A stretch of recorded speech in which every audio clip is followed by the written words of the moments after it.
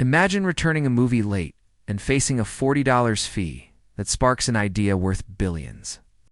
That's how Reed Hastings turned frustration into fortune, but his path was paved with failures, heartbreaks, and relentless grit.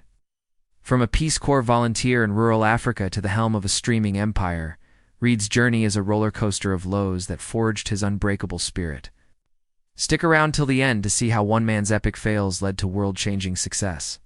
Welcome to Rich World, where we uncover the real stories behind the riches. The scene opens on a crisp Boston morning in 1960.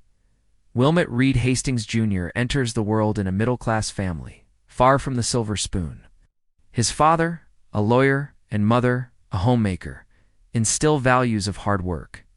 But Reed's lineage holds a spark his great-great-grandfather, Alfred Lee Loomis, a Wall Street tycoon who predicted the 1929 crash and funded wartime innovations. Young Reed, unaware of this legacy, grows up adventurous, hitchhiking and hopping freight trains during college breaks. These escapades build his risk tolerance, teaching him that danger often hides opportunity. "I've always been pretty risk-tolerant," he'd later say, crediting it for his bold moves. At Bowdoin College in Maine, Reed majors in mathematics, graduating in 1983 with a BA. College isn't just books, it's freedom. He spends summers exploring, once trekking across the U.S. on thumbs and rails. Facing cold nights and uncertain rides, these hardships toughen him, planting seeds of resilience. Post-graduation, Reed joins the Peace Corps, shipping off to Swaziland now, Eswatinian, Southern Africa. As a high school math teacher in a remote village, he faces culture shock. No electricity, sparse resources, and students hungry for knowledge, but hampered by poverty. Reed lives in a mud hut, boils water over fire, and bikes miles to school. Loneliness hits hard. Letters from home take weeks, yet this 2-year stint ignites his passion for education. Hope is everything, he reflects, seeing math as a tool to empower. Struggles with language barriers and limited supplies test his patience, but he adapts, forming bonds that last a lifetime. Returning to the U.S. in 1985, Reed enrolls at Stanford for a master's in computer science, focusing on AI. Silicon Valley buzzes with tech dreams, but Reed juggles classes with part-time jobs. Financial strain looms. Scholarships help, but he scrimps on meals. Graduating in 1988, he dives into software engineering at companies like Adaptive Technology. The grind of coding long hours in cubicles feels stifling, but it hones his skills. By 1991, at 31, Reed takes a leap, founding Pure Software in Sunnyvale. With $750,000 from family and friends, he builds tools for debugging software. Early days are brutal, working from a garage-like office. Reed codes day and night, cold calling clients who slam doors. Cash flow dries up, payrolls teeter on the edge. "I felt like a failure," he admits, as sales turnover skyrockets due to his novice management. Pure Software's first years are a battlefield. Reed obsesses over processes to prevent errors, creating a rigid system that boosts efficiency but kills creativity. Employees burn out.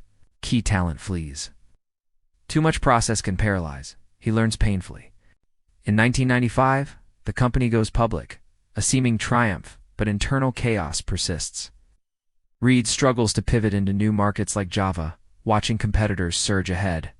Personal life adds pressure. Married to Patricia Quillen in 1991, with kids on the way, he balances family amid 80-hour weeks. A merger with Atria in 1996 forms Pure Atria, but integration flops, cultures clash. Finally, in 1997, Rational Software acquires it for $525 million. Reed walks away rich but scarred, vowing to manage differently next time. "Dark humor helped me ride these challenges," he says, embracing failure as a teacher. That same year, inspiration strikes in a Blockbuster parking lot. Reed racks up a $40 late fee for Apollo 13, fuming on his drive home. Why punish loyal customers, he thinks. Teaming with Mark Randolph, a Pure colleague, they brainstorm. DVDs by mail, no late fees, unlimited rentals for a flat rate. Netflix launches in Scotts Valley with 30 employees and 925 titles. Initial hype fades fast, subscribers trickle in. Losses mount to $5 million in 1998. Reed invests his Pure windfall, but doubt nags. "We were on the brink," he recalls. Dot-com bubble bursts in 2000, drying funding. Layoffs hit. Reed cut staff by a third. A gut-wrenching decision. Blockbuster laughs off his $50 million acquisition offer, calling Netflix a niche player. The early 2000s test Reed's mettle. Netflix goes public in 2002 at $15 a share, but stock plummets amid fierce competition. Walmart enters DVD rentals. Amazon looms. Reed's team innovates personalized recommendations via algorithms, but growth stalls. Personal hardships compound, balancing CEO duties with fatherhood. Reed misses family time, straining relationships. Marriage counseling taught me radical candor, he shares, applying it to business. In 2004, Blockbuster launches its own mail service, undercutting prices. Netflix bleeds subscribers, stock halves. Reed faces board pressure to sell or fold. Sleepless nights ensue, but he doubles down on customer focus. To disagree silently is disloyal, becomes his mantra, encouraging dissent. A pivotal pivot arrives in 2007, streaming. Broadband spreads, but Netflix's library is tiny. Tech glitches abound. Reed bets the company, investing millions in servers and deals. Critics scoff, bandwidth costs skyrocket, profits vanish. We spent 20% on irrelevant tactics, he admits of early missteps. Yet persistence pays. By 2010, subscribers hit 20 million, but triumph tempts hubris. In 2011, Reed announces Quickster, splitting DVD and streaming into separate brands, hiking prices 60%. Backlash erupts, 800,000 subscribers flee, stock crashes 75%. Arrogance blinded us, Reed confesses. An apology video flops, mocked online. This favorite failure humbles him, teaching to farm dissent. Poll teams on a -10 to +10 scale for big moves. Reed rebounds with resolve. He reverses Quickster within weeks, refocusing on streaming. Original content beckons. House of Cards in 2013, a $100 million gamble, wins Emmys and hooks viewers. Global expansion follows, entering 190 countries by 2016, despite cultural hurdles and censorship fights. Piracy, password sharing, erode profits. Reed cracks down amid investor ire. The pandemic surges demand in 2020, but post-lockdown churn spikes. In 2022, Netflix loses subscribers first time in a decade. Stock tanks 70%. Reed, now co-CEO with Ted Sarandos, axes 150 jobs, pivots to ad-supported tiers. Manage on the edge of chaos, he urges, keeping innovation alive.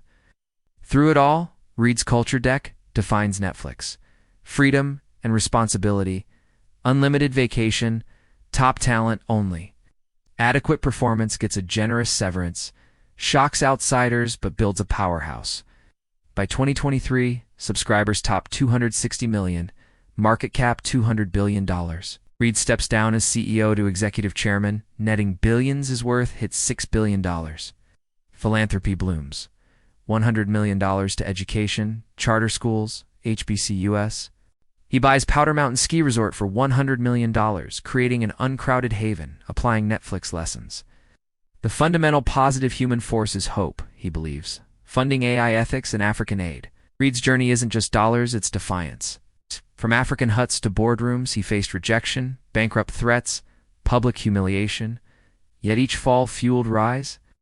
There's no avoiding failure in entrepreneurship, he says. Today, at 64, Reed skis, philanthropizes, and inspires. His story screams, embrace chaos, seek truth, never quit. That's Reed Hastings' Saga on Rich World. If his grit fired you up, like, share, and subscribe. Hit the bell for more billionaire blueprints. Comment below. Where are you watching from? Let's build our rich world together.